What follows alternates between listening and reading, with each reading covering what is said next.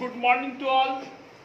दोस्तों आज NCERT numericals के आगे के जो क्वेश्चंस हैं, क्वेश्चन नंबर 14 उसको समझें, ध्यान से देखें। बहुत आसान इंटरेस्टिंग सवाल है। क्वेश्चन क्या है दोस्तों, एक चार्ज, एक नहीं 3 charge particles. How many particles?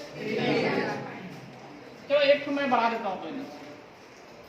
कभी कभी बोर्ड एग्जाम में लिखा ये चार्ज भी देता है। अब कितने पार्टिकल्स हो गए? 4 पार्टिकल्स हो गए। अब चार्ज भी बोलना जरूरी नहीं है, ये किसी इलेक्ट्रिक फील्ड में इंटर कर रहा है। आप देख रहे हो पहला और दूसरा प्लस की तरफ मुड़ा, एक पर दो यहाँ मत देखो बोर्ड पे। तीसरा माइनस की तरफ मुड़ा और चौथा किधर मुड़ा जी? सीधे चला गया। दिख रहा है आप लोगों को? चौथा किधर गया? सीधे चला गया, कोई डिफ्लेक्शन नहीं हुआ। तो यहां सवाल क्या पूछा जा रहा है? 10 लोग आंसर देना है ना, बोले थे हम। Charge on first particle. चलिए 10 लोग बताइए, पहले पार्टिकल पे कितना चार्ज है? Charge on second particle, charge on fourth particle, fourth particle. यही सवाल, किस पे कौन चार्ज है? तुम लोग नहीं बोलेंगे, पीछे वाला खड़ी हो सब। पहला जो पार्टिकल है इस पे कौन चार्ज है? कौन चार्ज है? पॉजिटिव या निगेटिव? आप ही तो खाती है क्या? अम्मा को खाती है, जब दिमाग है यार। लिख करके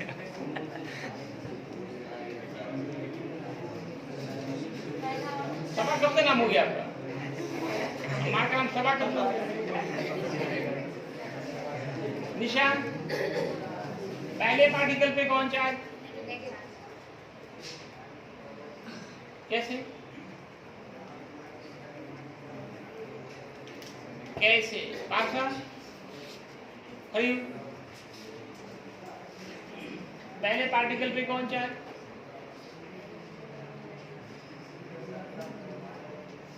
शबाना आई कि नहीं? बोलिए, फर्स्ट पार्टिकल पे कौन चार्ज? क्यों? ये लोग बोला इसीलिए। आपने कैसे समझा इसमें निगेटिव चार्ज है? कैसे समझी? कुछ तो होगा ना तर्क जी, कैसे समझी निगेटिव चार्ज है?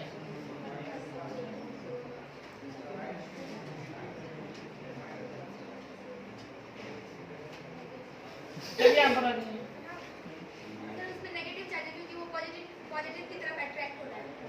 Very good. मुड़ किधर रहा है वो? इतना बुद्धि नहीं है, बैठ जाइए। प्लस माइनस में क्या होता है? अट्रैक्शन होता है। क्या होता है? अट्रैक्शन। प्लस माइनस में अट्रैक्शन होता है। तो 1 देखो किसकी तरफ अट्रैक्ट हुआ?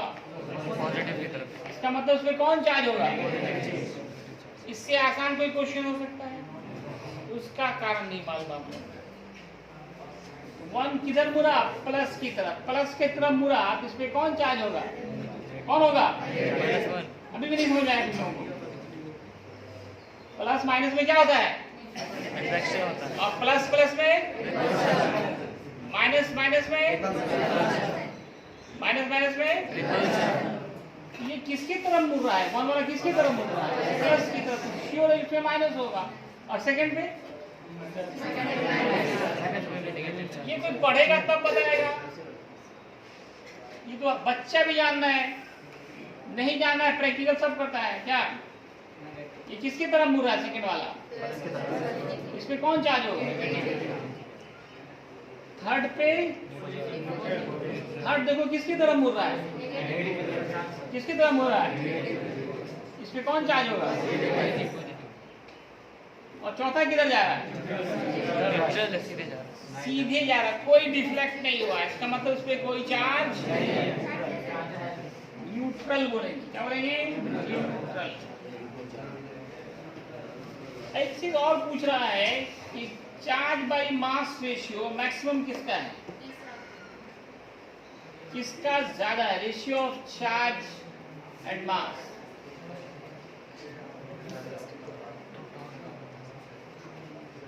Is maximum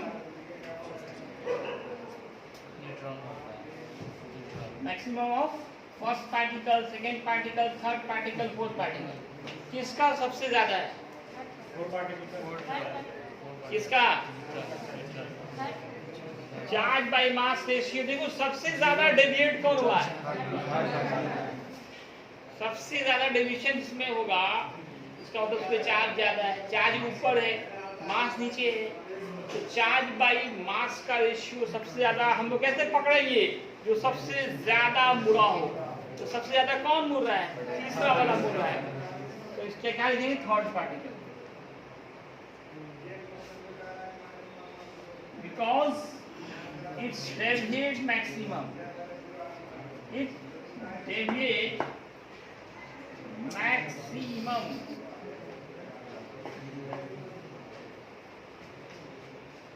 $15 number.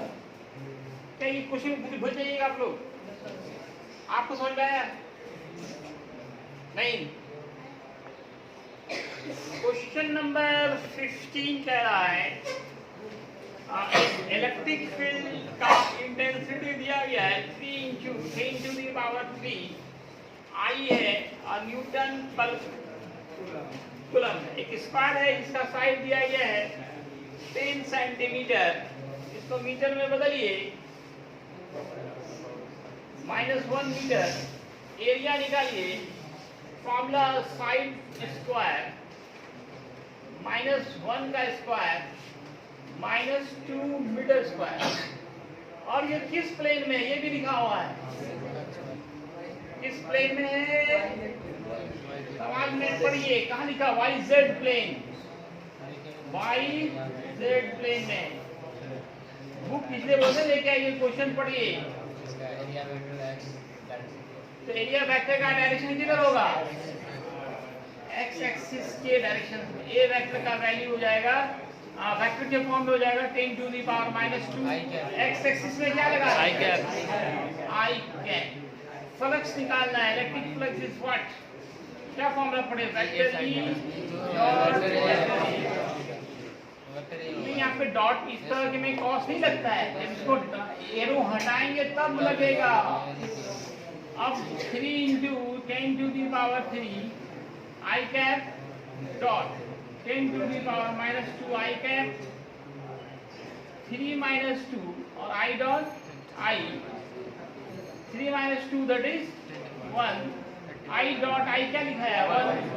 तो 30 यूनिट बोलिए। इसमें भी 2 सवाल था, एक यहाँ से हुआ और दूसरा इसमें कह रहा है कि अगर 30 डिग्री का एंगल बना रहा हूं, एंगल दिया गया है बी नंबर, ई वेक्टर इतना है तो मॉड ई भी इतना ही होगा इसका। ई वेक्टर के फॉर्म में ई का मान, क्योंकि आई कैप का मान 1 होता है, ए का मान -2 और थीटा कितना कर रहा है? 60 डिग्री। बिना क्वेश्चन करने के बनता है क्या लोग? जी सर, इस जगह अंदाजे तक का लगाना है क्या? पाई बराबर ये 16 नंबर तो लीजिए, गुणाकार कीजिए खुद से। इसी क्वेश्चन में कह रहा है क्यूब यूनिफॉर्म इलेक्ट्रिक फील्ड में रखा गया है। यूनिफॉर्म इलेक्ट्रिक फील्ड में रखा गया है, तो नेट फ्लक्स निकालना है। नेट फ्लक्स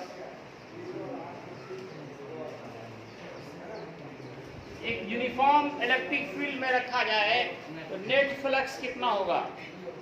कारण जितना इन हो रहा है उतना ही आउट हो रहा है, देख सकते हैं एक तरफ से इन कर रहा है, दूसरी तरफ से आउट हो रहा है। तो net flux will be 0 because total input electric field lines equal to the total output। जितना इनपुट हो रहा है उतना ही आउटपुट, कोई अंदर रुक नहीं रहा है।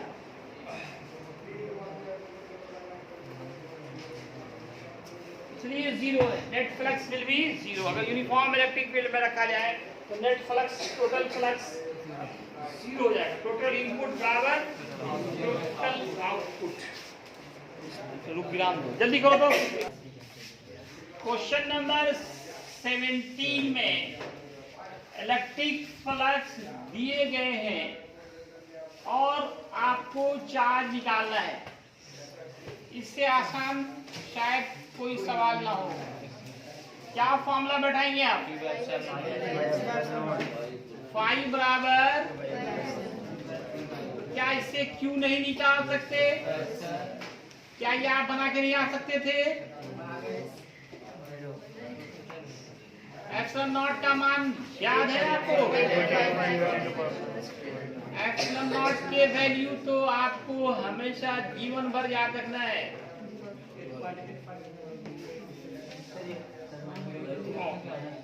-12 हो गया।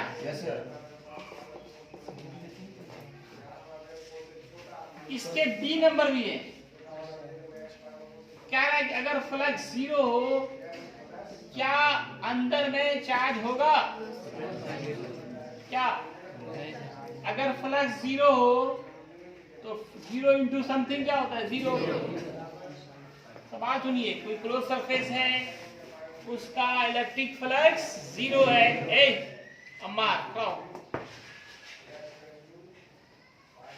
इलेक्ट्रिक फ्लक्स 0 है, क्या उसके अंदर चार्ज हो सकता है कि नहीं हो सकता है?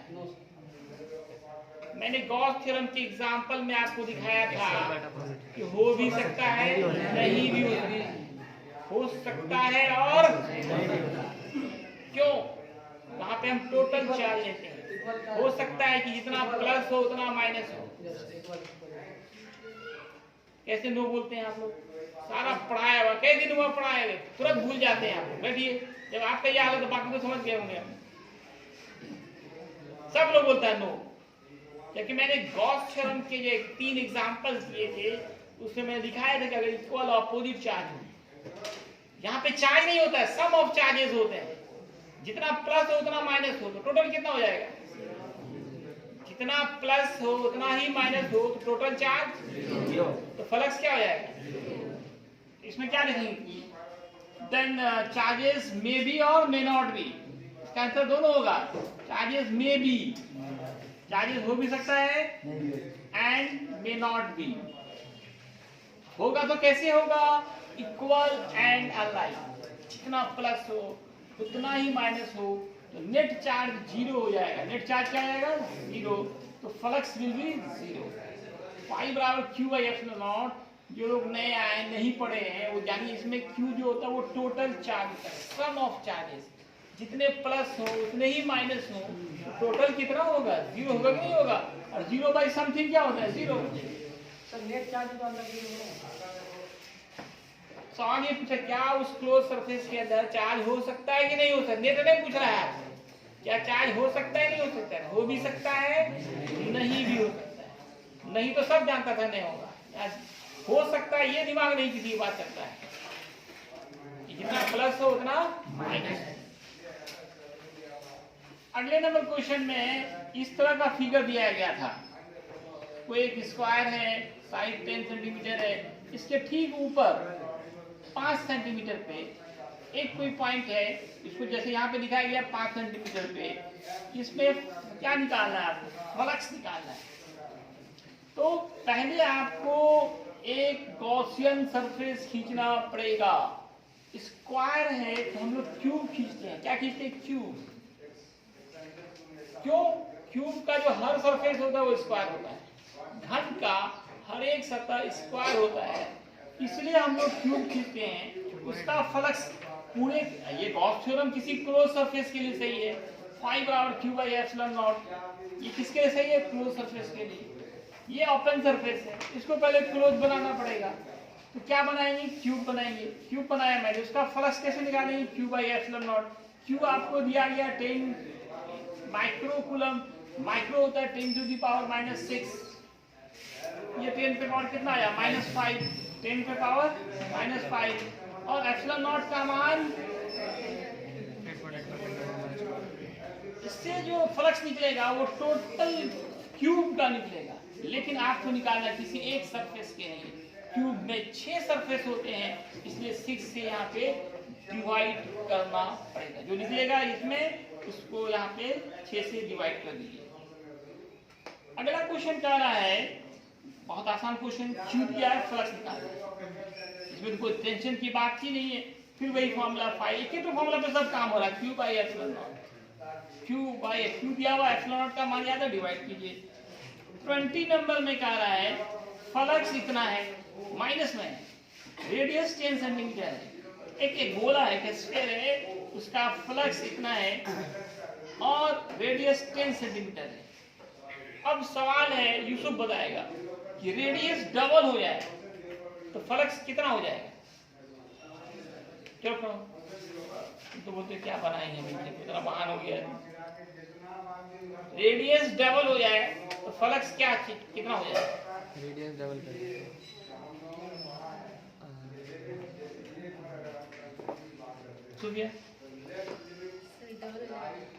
डबल हो जाए, चलिए आप कितना बोलिए, कितना हो जाएगा,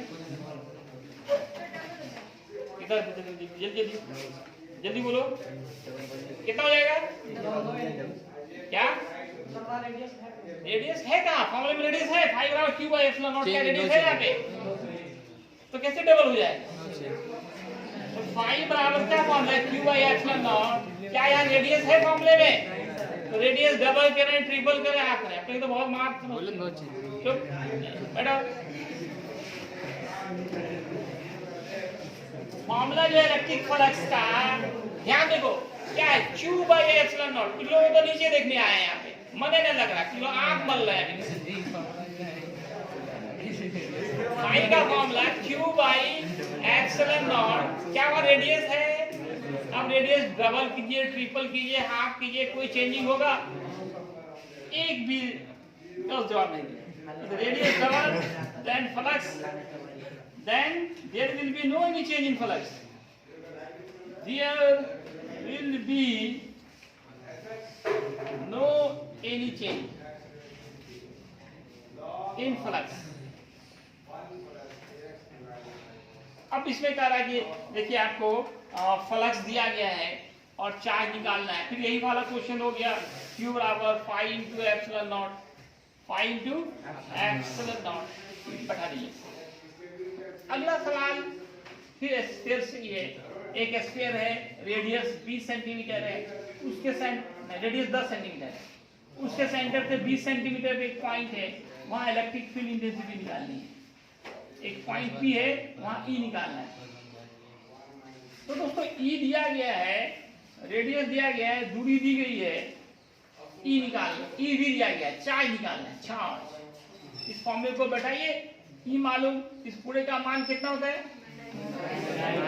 9/9, आर भी मालूम, क्यू निकालना है।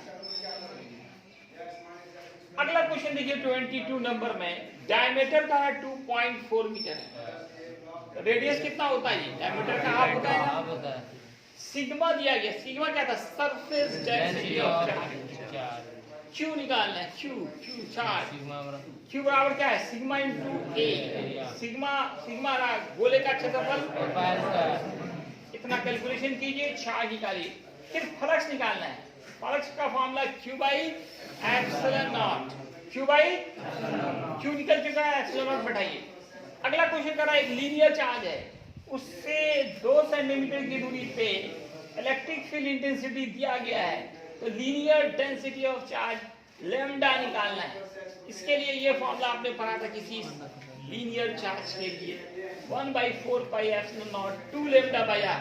तो फॉर्मूला आप ही को ना याद रखना पड़ेगा कि हमने याद रखने से काम चल जाएगा। बोलिए आप लोग, किसी लीनियर चार्ज के लिए या चार्ज सिलेंडर के लिए ये फॉर्मूला आपने पढ़ा है इलेक्ट्रिक फील्ड इंटेंसिटी का, इसमें ई मालूम है आपको, सिर्फ लैम्डा का सब कुछ दिया हुआ है। 24 नंबर देखिए, बड़ा इंपॉर्टेंट सवाल है, बार बार बोर्ड एग्जाम में पूछे जाते हैं, कंपटीशन में पूछे जाते हैं, कॉन्सेप्ट वाला सवाल है। क्वेश्चन कर रहा है कि दो चार्ज प्लेट हैं, एक पे प्लस चार्ज है, एक पे माइनस चार्ज है, और 3 पॉइंट्स दिए गए हैं। एक पॉइंट यहाँ पे पहले चार्ज के सामने, फिर दूसरे चार्ज के बगल, दूसरे चार्ज प्लेट के बगल में, और बीच में। ये 3 जगह आपको इलेक्ट्रिक फील्ड इंटेंसिटी निकालनी है। अगर हम सबसे पहला पॉइंट ले लेते हैं, फर्स्ट पॉइंट, और यहाँ एक प्लस चार्ज लेते हैं, इंटेंसिटी जहां भी निकालना होता है वहां आप क्या करते हैं, +1 चार्ज लेते हैं। ये प्लस क्या होगा, रिपल्शन। ये प्लस, लेकिन ये क्या है, माइनस, क्या होगा, अट्रैक्शन।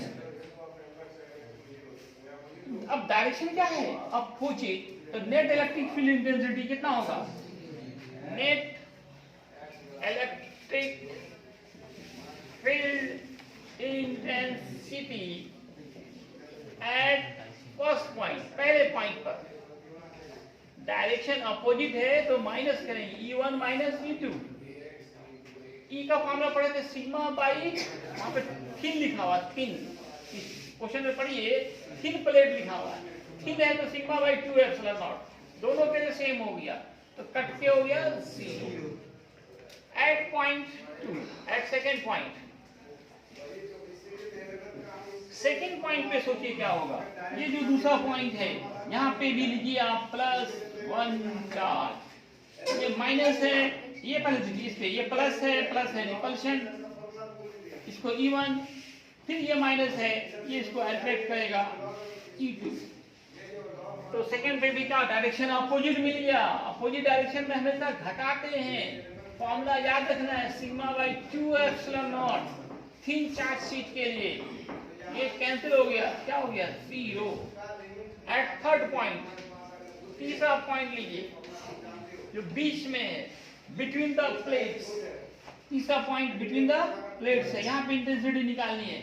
ये थर्ड पॉइंट माना, यहाँ लीजिए +1 चार्ज, जहां भी इंटेंसिटी निकालनी है +1 चार्ज लेते हैं। प्लस प्लस के रिपल्शन, प्लस प्लस में रिपल्शन, इधर हो रहा है रिपल्शन, इसको E1 कह सकते हो आप, और अट्रैक्शन भी इधर ही हो रहा है, E2 हो गया, दोनों का डायरेक्शन सेम हो गया, इधर E1 और इधर ही E2।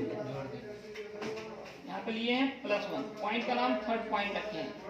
अब अपोजिट डायरेक्शन नहीं होगी, सेम डायरेक्शन हो गया, सेम डायरेक्शन में जोड़ना है। Sigma by 2 epsilon not plus sigma by 2 epsilon not, एक ही चीज 2 बार आया है, 2 cancel, sigma by epsilon not, sigma by, अब सिग्मा दिया गया है, एप्सिलॉन नॉट दिया है, मान आपको याद है, पुट कीजिए, आंसर निकालिए। 25 नंबर बोलिए।